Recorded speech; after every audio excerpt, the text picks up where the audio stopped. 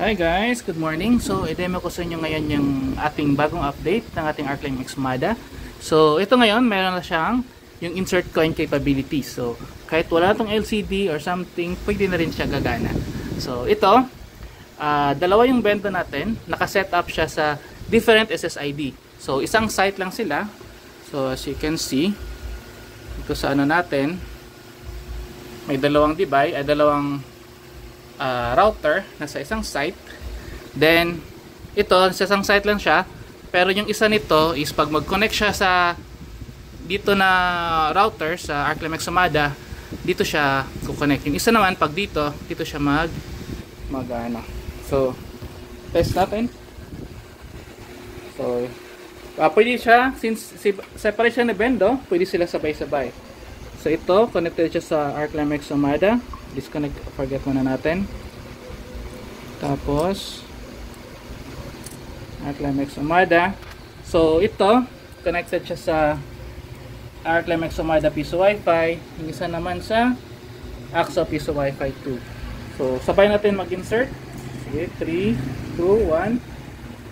So yan, sabay sila insert. Sabay sila gumagana. So ito, nagulog tayo ng 5. So yan, wag natin ito. Dito lang sa kabila, hulog tayo ng 4. So, yan, 4. So, pindutin natin yung generate code. So, auto login na rin yan siya. Ito, auto login. Ganito naman. Yan. So, kung papansinin natin dito, ito na yung generated code natin. So, yung isa lang mapakita natin dito. Yung pinakabago.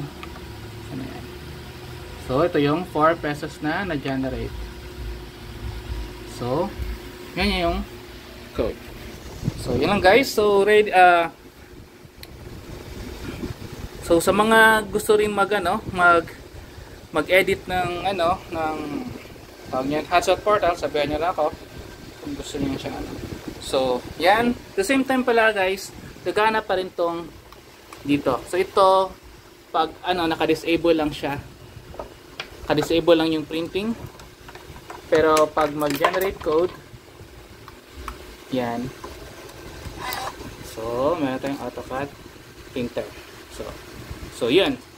So, pwede pa rin siya. So, pwede ko rin ilagyan ng setup na naka-enable yung printing pag may auto login. So, depende na lang sa inyo.